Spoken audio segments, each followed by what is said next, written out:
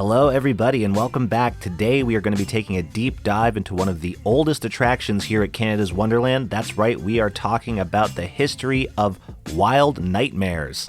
Wilde Nightmares can be found in the medieval fair section of Canada's Wonderland, arguably the most popular area in Canada's Wonderland, with rides like Leviathan and the Drop Tower Scream Zone, and I think this part of the park is also pretty popular because of the theming. You've got these magnificent medieval-style buildings, snack shacks and restaurants all over, as well as, of course, medieval-themed rides. And right in the heart of it all is a ride that simply does not get enough praise, and that is Wilde Nightmares. So let's take a moment to go back in time.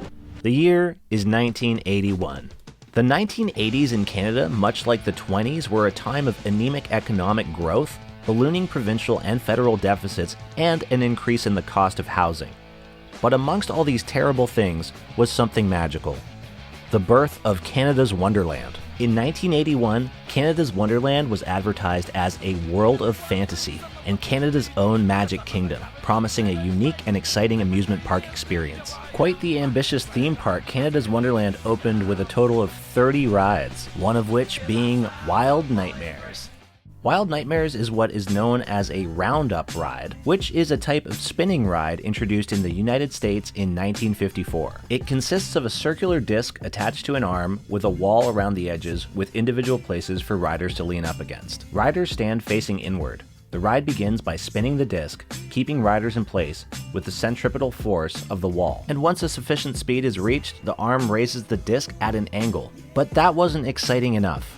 In 1978, a company called HUSS Park Attractions built a variant on the roundup called the UFO, where riders would stand within enclosed four-person gondolas, allowing the ride to safely operate at almost a 90-degree angle. Believe it or not, HUSS was founded in 1919 in Bremen, Germany, and originally made new and replacement parts for ship engines. The company began to create amusement park rides in 1969, and since 2006, the company has been focused exclusively on the production of rides. And yes, Wilde Nightmares is also manufactured by HUSS. HUSS also manufactured another opening day ride at Canada's Wonderland, which is now defunct, called Orbiter. This ride worked in a similar fashion to Wilde Nightmares and also featured a mechanical arm that would raise a spinning disc, with gondolas where riders would be seated. This ride was completely dismantled and removed as of February 2019.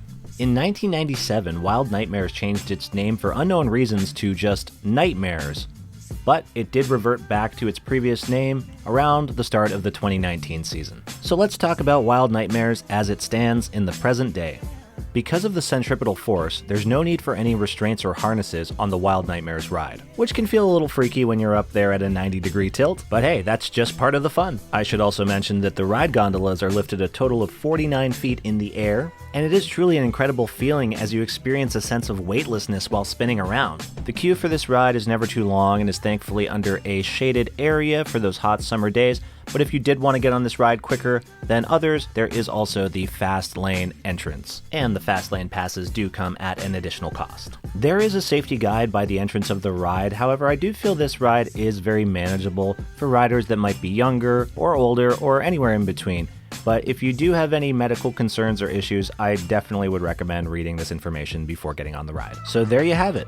That is the history and everything you need to know about Wilde Nightmares at Canada's Wonderland. Please let me know in the comments if you'd like to see more of these videos where I kind of take a historical look at the rides at Canada's Wonderland. And remember to like and subscribe for more theme park content in general.